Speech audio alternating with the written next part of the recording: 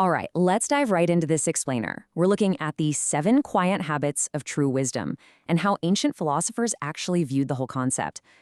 Most of us picture wisdom as this kind of magical trait reserved for elders living on mountaintops, or maybe scholars who've locked themselves in a library, read literally everything, and emerged with all the universe's secrets.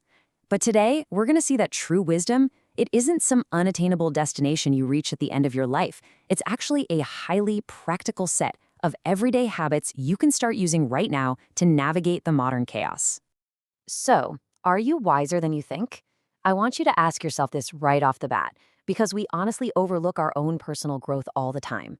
You might be completely surprised to discover just how many subtle patterns of wise thought and behavior you already have.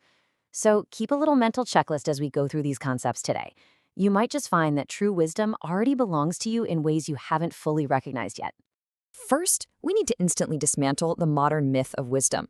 We're often taught to passively wait decades to suddenly become enlightened, almost like it's a software update that automatically installs the day you hit retirement age. But the reality is that wisdom is an active, daily practice. It's a way of moving through the world built on really quiet habits. It's kind of like tending a garden or just sweeping a path. It's subtle, it's incredibly practical, and it starts entirely within the confines of your own mind. Section 1. Mastering your inner mind.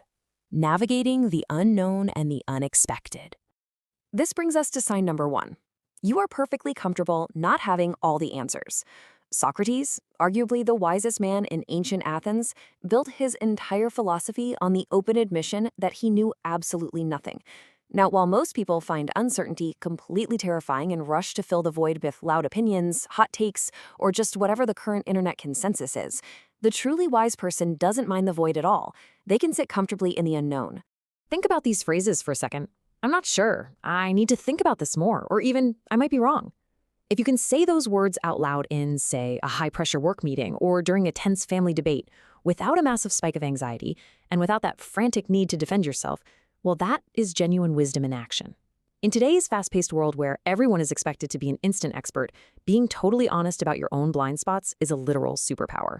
Epictetus beautifully mapped out our second sign: you think before you react. He viewed our reactions as a 3-step timeline. Step 1 is the stimulus. That annoying passive-aggressive email from a coworker, or getting a sudden flat tire in rush hour traffic.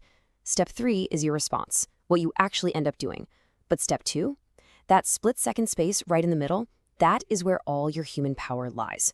Finding that crucial pause to take a breath and consciously choose your reaction rather than just instinctively lashing out makes you incredibly wise. And hey, even if you practice this imperfectly, you're already doing better than most. Moving on to Section 2, releasing the external world, control and responsibility. For our third sign, wise people have actively stopped trying to change everyone around them. This is a brutal truth most of us spend decades resisting. You simply cannot force, fix, or argue people into different versions of themselves. Just think about the sheer exhaustion of trying to micromanage a partner's habits or endlessly debating a stranger online. What you can do, however, is influence. You can model good behavior, you can warmly invite them to grow, and you can simply love them as they are. Making peace with this hard limitation, it'll literally save you a lifetime of exhaustion. The Roman Emperor Marcus Aurelius firmly anchors this idea for us. He was the most powerful man in the entire world, commanding an empire, yet he reminded himself daily that true power is strictly located inside your own mind, not in outside events. Wisdom is hard-earned precisely because it fundamentally requires letting go of what we cannot control. The outside world is always going to be chaotic. Flights will get delayed, the economy will fluctuate, people will misbehave. But your mind, that can remain an untouchable fortress. And this brings us perfectly to sign 5, taking full, absolute responsibility for your inner life. Instead of pointing fingers at a rough childhood, bad luck, toxic coworkers, or a broken system, the wise person constantly pivots to ask, what can I do? It's not about asking, why is this happening to me, or whose fault is this? It's entirely about ownership and forward momentum. Epictetus was literally born into slavery, enduring horrific conditions. Yet he took full responsibility for his inner life and his attitude. If he could find agency while in actual chains, we can absolutely strive for it when we're just facing a minor inconvenience. Section 3, finding enoughness and depth, redefining value and joy. Epicurus believed that sign 4, finding genuine, deep joy in simple things, is one of the absolute highest marks of a well-lived life. A hot morning coffee, that quiet hour before the rest of the house wakes up, the sound of rain hitting a window pane. Today, society is often so distracted and so incredibly busy chasing massive cinematic pleasures like the Instagram perfect European vacation or the brand new luxury car that we completely step over these ordinary moments.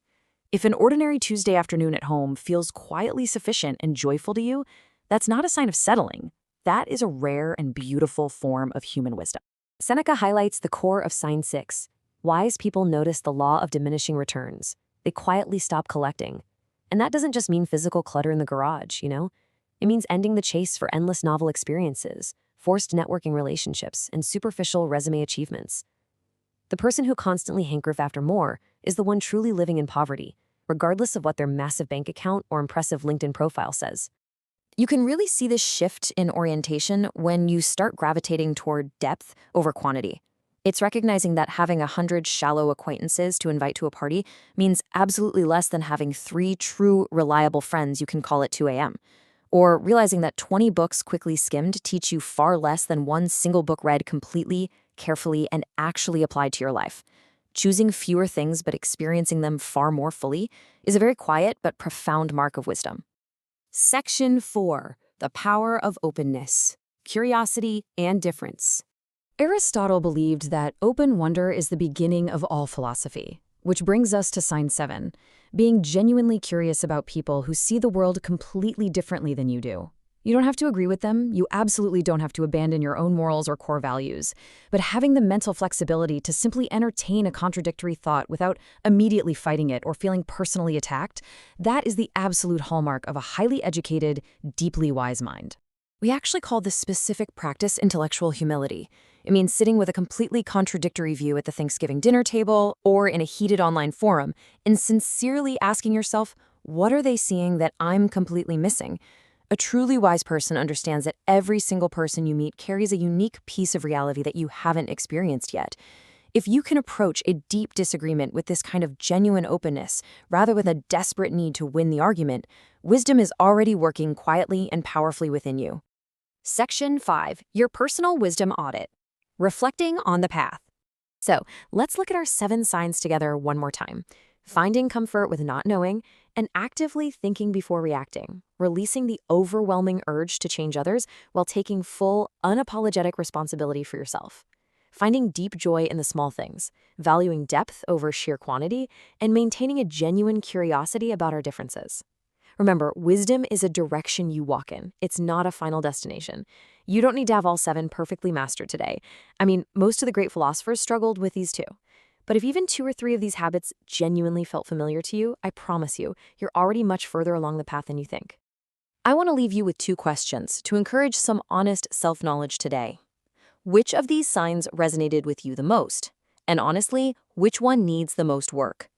Don't use this as an excuse to judge yourself harshly. Instead, use it as a tool to truly know yourself.